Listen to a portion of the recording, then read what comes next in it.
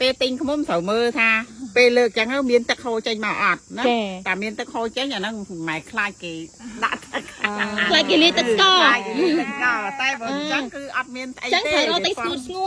ងួតចឹងនេះគេអត់មានពេញស្នាមអត់មានស្នាមចេញមកទេអាហ្នឹងណាគឺផងល្អបងចាអាហ្នឹងគេចង់បានអ្នកណាចង់បានទឹកខ្មុំសុទ្ធណាគឺត្រូវទិញយកខ្មុំដែលអត់មានស្នាមអញ្ចឹង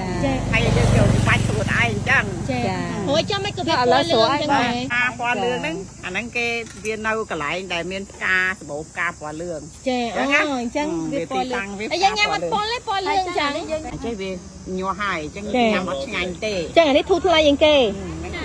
តែបីហូបឆ្ងាញ់នេះអានេះហូបឆ្ងាញ់ណាអានេះឆ្ងាញ់ពេលហូបម៉ែធ្លាប់ហូបឆ្ងាញ់ម៉ែបេះអានេះយកមកផ្ទាប់មួយអានេះអញ្ចឹងយើងយកផ្លិតនេះមកជ្រលក់មួយក្បាលទឹកនេះបេះអាផ្លិតហ្នឹងយកមកផ្ទាប់មួយអានេះមកវាឆ្ងាញ់ហើយពេញបោខែចែកពេញបោខែចែកមានថាមកយើទឹកខ្មុំខែចែកហើយអត់ដែរលើទៅពាក្យទឹកខ្មុំខែចែកទឹកខ្មុំខែថ្ងៃពេញបោទៀតពេញបោខែចែកពីផ្សារយកថ្ងៃពេញបោចាឥឡូវម៉ែភ្លក់ហូបចានេះយើងយកទៅថ្វាយព្រះថ្វាយខើឃើញឲ្យឆ្ងាញ់ដែរតាំងពីឆ្ងាយដើម្បីមកទិញណាចូលចិត្តធ្វើបុណ្យណាខ្ញុំមកចាអេខំពេកខ្ញុំយកទូតិចយកបេះខ្លួនឯង2លានជាងណាអូនេះគ្រាន់ចំណាយលុយទិញទឹកខ្មុំនឹង2លានដំបងគាត់ថាទឹកខ្មុំថ្លៃដល់ពេលមកឃើញផ្លិតខ្មុំដែលមានតកៅល្វិចក្នុងហ្នឹងថ្លៃជាងទឹកខ្មុំទៀត1គីឡូ90000រៀលជាពិសេសអាខ្មុំដែលមានតកៅរស់ល្វើកហ្នឹងណាគេថាអាហ្នឹងអាំងញ៉ាំខ្ទិះឆ្ងាញ់ណាស់ចឹងសាក់ទិញ2 3ខាំយកតែអាំងញ៉ាំគេឆ្ងាញ់មែនអត់តាមពិតអាហ្នឹងមិនមែនកូនតកៅទេអាហ្នឹងកូនខ្មុំហ្នឹងណាហើយថ្ងៃហ្នឹងគឺថាបានជិះមកកាន់ភ្នំកលែនហើយឃើញគេលក់ខ្មុំច្រើនមែនតើក៏ឈប់ចុះមើលអ្នកលក់ធានាឲ្យតែខ្មុំធម្មជាតិគេទំយកមកមិញទេគាត់ថាម៉ែទិញតែខ្មុំនេះគាត់ថាគាត់ទិញស្វាយអ្នកលក់នៅភ្នំកលែនចិត្តល្អម្លេះទិញខ្មុំ free ស្វាយ free ឲ្យ1គីឡូជាទូទៅម៉ាក់ក្មេកខ្ញុំទៅទិញខ្មុំក៏អត់ចូលចិត្តទិញទឹកខ្មុំទេបើថាបានមកដល់ទីតាំងអញ្ចឹងចូលចិត្តទិញផ្លិតក្បាលទឹកអីហ្នឹងយកទៅច្របាច់ខ្លួនឯងបានសុទ្ធ 100% ហ្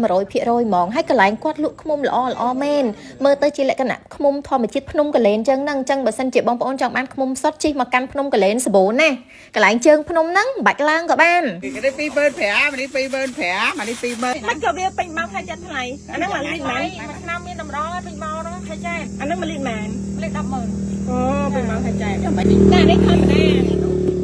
អានេះមកលីត80000អានេះម្ដង25000អានេះ25000បងម៉ែដាក់ចិត្តមុខតិចមើលប៉ិនមុខម៉ែ